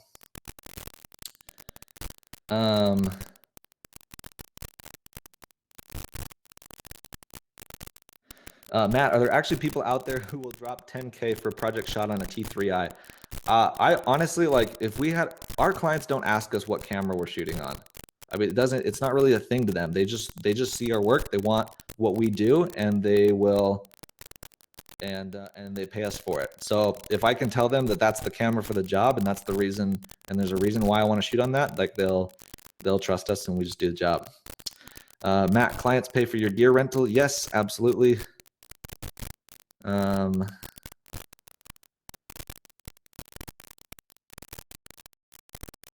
Amber, does where you live account for pricing? Yes, I do think so. Obviously, rates change depending on where you are in the country. I know, for example, with wedding videos, like in Utah, people aren't willing to pay as much as they are outside of Utah, just because there's a lot of competition here for weddings. So yes, it is going to change, but just kind of check out what people are willing to pay. And the nice thing with, being a freelancer in a business like this, you can always travel. And so, we always look for opportunities to travel and to get outside of Utah and to do stuff. We were in Sydney, Australia a month ago shooting music videos, and that was awesome. And we love doing stuff outside of the state and outside of the country.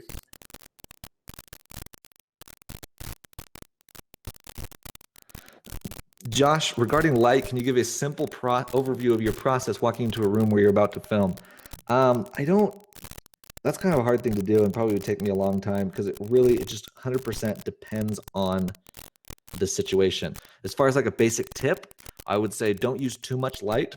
Make sure that your light is coming from a direction, and you know, basically look at, like, with lighting, you're trying to recreate what happens naturally in nature. Okay, so if you look at it that way, you study like the way light works and the way that it falls on objects and the way what direction it comes from, and it just 100% depends on the project and what we're trying to shoot. So it's hard to, you know, give an overall answer, but that should help a little bit. Ken, no, I do not publish my rates publicly. I don't think that that's a good idea on your website. You should let your work speak for itself, and then people can contact you if they like your work. The problem with publishing your rates is that if you do that, you might miss out on opportunities to actually talk to the client and to sell them on your work. In this industry, it takes a lot of education, it takes a lot of selling, and you need to do that. That's important. And so when you publish your rates, they might look at your rates and judge you based off of that alone. And they say, oh, that's too much for me, or that's not enough, where you didn't have a chance to tell them exactly what it gets them. The other important thing about that is that every project is totally different. So it's impossible for me to say, like, a music video costs this, because it totally depends on the project.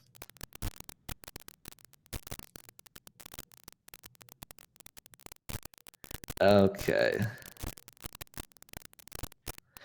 Ken, if I want you to be on one of our shoots, what would your day rate be? $1,000 a day.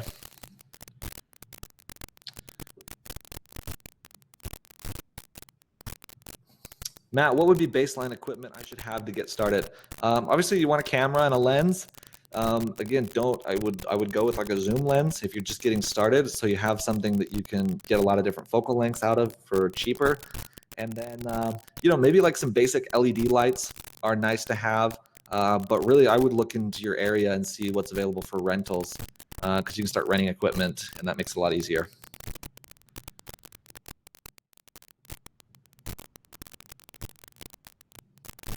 Jay, I film weddings. What is your suggestion for lighting a live production that cannot be redone?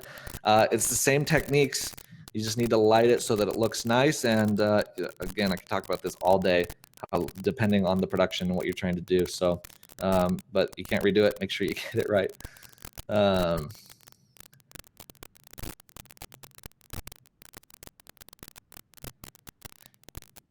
Greg, in the course, we don't really talk about like getting clearance. We will mention it. However, you know, the process is going to be different depending on where you're at. So, you know, you just need to look into your local government, your county, whatever it is, you know, find out who's responsible for allowing that and getting those permissions.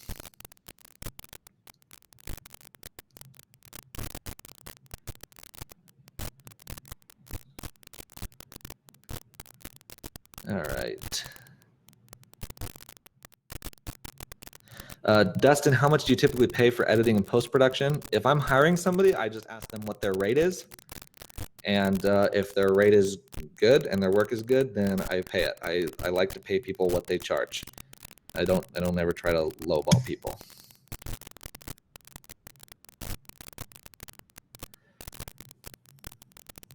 What filmmakers inspire you? Yeah, I have a lot of friends that inspire me. There's a lot of people online. I can't even like throw out names because there's so many people out there that do really great work. If you want to see like some of the people that I'm following on Vimeo, if you check out my Vimeo channel, you can follow my favorites on there. So if you go to Vimeo and you look at my favorites, I put in there, those are like everybody that I'm following and I'm liking things that I'm inspired by. So you'll see a lot of production companies in there and other DPs and stuff that I really love their work. So I would definitely recommend checking that out. That's vimeo.com/Eric Thane. And you can follow me there if you want to. When you rent, what do you normally spend? Again, depends on the project. You just take the rental rates, whatever it is, you add it up, and that's what it is. On a bigger project, you know, we'll spend anywhere from a few thousand to 5,000 on rentals, or even more if it's a big project. But it just all depends on what we need. Is there post-production editing techniques to achieve the cinematic look? Yeah, there is a piece of that happens in post. Your color grading is important. How you're editing is important. All of that, those are all pieces of the puzzle. But a majority of it happens before you hit record. And that's the really important part to place to focus your learning. What is in your typical Red kit? Body, lenses, audio. What's a typical rental look like for you? So yeah, body, lenses. So on a bigger job, we'll rent. Like I own the Sigma Art lenses, the 18 to 35 and the 50 millimeter, which are awesome for run and gun stuff. They're great for, you know, simple projects. For bigger stuff, we'll rent Cine lenses. I love the Canon Cine lenses for, you know, bright, just sharp, very clean look. And then, you know, outside of that, if we have other things where we need a different type of look, we can get different lenses. Best camera for beginners.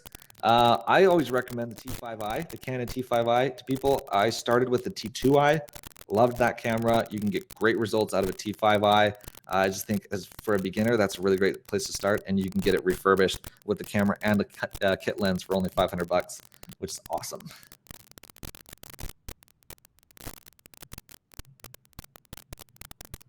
I would love to learn how to shoot with the Red. Never had a chance before. Any suggestions where or how to learn?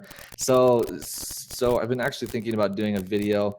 If you guys want to follow me on YouTube, I'm going to start putting out some free content on there, and I'll have stuff like that. You know, how to work with the Red, how to build a Red rig, how to just other little free stuff. So if you want, you can check that out. That's youtube.com/Eric Thane. And I'm just starting on that channel, so there's just a few pieces of my work on it for now. But I can cover stuff like that. Like write a comment on there, let me know what you want to learn, and I'll try to create some of those videos.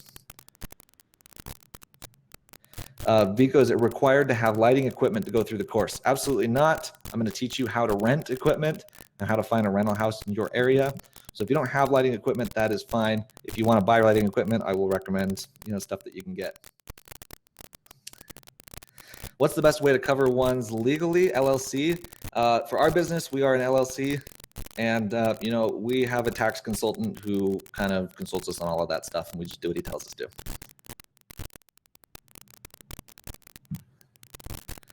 Mickey, what about the location sound recording? What about it? Boom mic, Lav, Zoom, H4n, or you can go directly into the camera. I'm not sure exactly what you're asking. You can clarify if you want. Okay, oh, guys, so many questions. I want to get through all of them so I can help you out.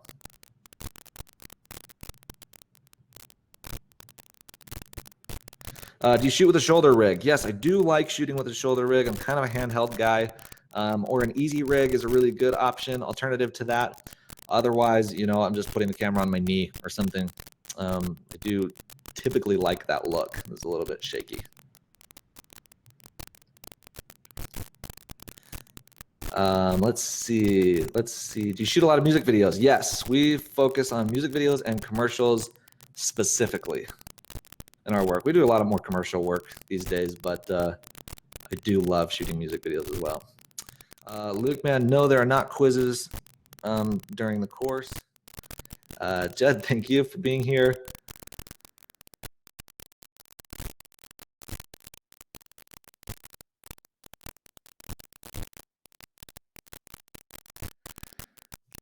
I don't know how to pronounce this, but can you give us the deal on the course in the future, just for tuning in? I mean, send me an email, and I will take a look at it.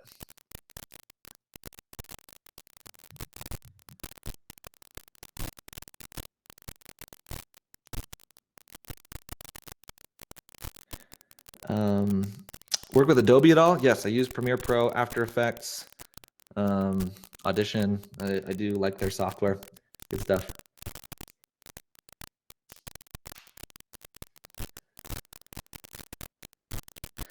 Do you always shoot with the flat setting? Yes, I try to shoot with a flat picture profile, whether it's S-Log or C-Log, or, you know, when we're shooting on Red, it's RAW, so that's a little bit different. But I do think that's important for getting the most out of your image. Editing, we charge the same thing, $1,000 a day, or if it's a kind of a smaller thing where it makes more sense to do hourly, we'll just do 100 an hour. Rob, no, I'm not a drone pilot. I used to have a drone, although I've just kind of fallen back on I just hire that out when I need it done.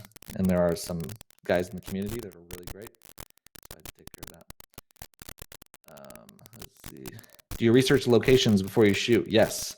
So we typically will go and do a location scout or even a tech scout sometimes, look at logistics of the locations, look at what the lighting's doing, absolutely. We want to find the best spot. Day rate is based on a 10-hour day. So some people do it 12. I don't like working 12-hour days, so I do it based on a 10-hour day. Most of our projects don't end up, sometimes it happens. Yeah, I work a 10-hour day, and then anything outside of that, I'll charge overtime. Editing platform, I'm using Premiere currently. No, I've never played with the Nikon D810. What is a good price to pay for a good editor? Depends on what you are looking for. I've found that there's a lot of people in the $25 to $50 an hour range for like a good budget editor. If you want somebody that's really good, you're going to be looking at more like $100, $200 an hour, or even higher. Tyler, how do we sign up for the phone call? Yeah, if you're signed up for the course, I will send you an email with a link so you can get that taken care of.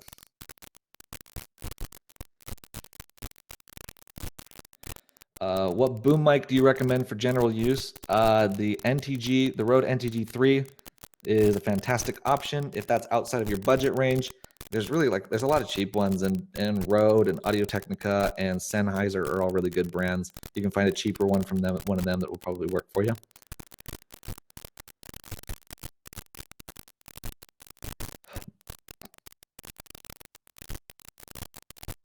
Where do you go to find crew for hiring? So in Utah, there's a lot of crew.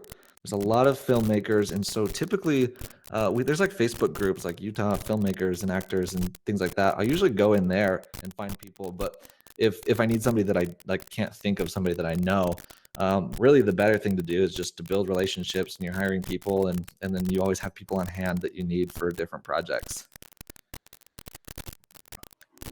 Great. Yeah, but definitely look on Facebook, see if there's any groups in your area for finding crew. And then, there's got to be something in your area that you can find where you can do that. Let's see. Okay, we're getting down to the end here.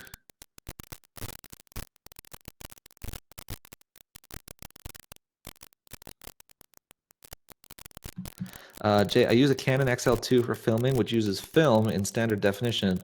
I've been thinking about going digital. What are your thoughts? It's kind of I'm not against film. I'm not against digital. I think they're both great. Like, they have their advantages. Shooting digital, I'm kind of a digital guy. I don't know that I'll ever shoot film. Like, the opportunity may come up, but I don't plan on it or don't feel like it's necessary for what I do. Working in digital just gives you so much more flexibility and so much more. It's just so much easier, and you can work quickly, which is what I like to do. We kind of pride ourselves on that, being able to work really fast and get things done. So I do like working that way. It's the way the world's mostly working these days. Working with film is just a little bit more difficult, but it just kind of depends on what you're trying to do. For the color grading part, are you going to teach on Premiere Pro or Resolve?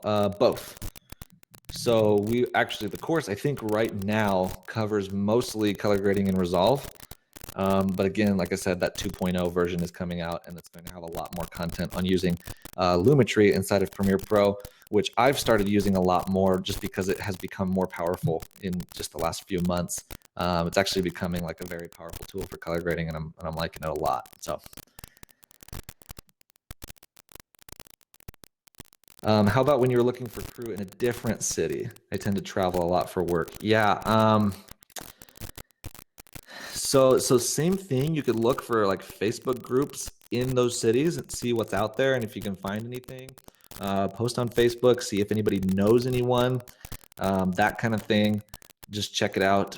I don't know if there's a website out there for hiring crew. If not, somebody should make one, because that would be awesome. So if you need to hire crew in a different city, you do that. I usually try to get the client to just pay to have me bring crew out, because then I know who I'm working with. Okay, awesome. I think that's all the questions. Thank you guys so much for your questions. I'm really excited to work with the 10 of you that signed up tonight, which is awesome. This is going to be great. Again, this price is available until Thursday at 11:59 p.m. So if you need time to think about it, if you need to email me questions or whatever, feel free to do that. I'll answer whatever I can. And then I'll keep this price available until then so that you can sign up. I'm really excited for those of you that did. Thank you again for being here. You guys have been awesome. Your questions have been great. Your interaction was great. And I really love being here with you. So I guess that's it. We will go ahead and sign off and take care.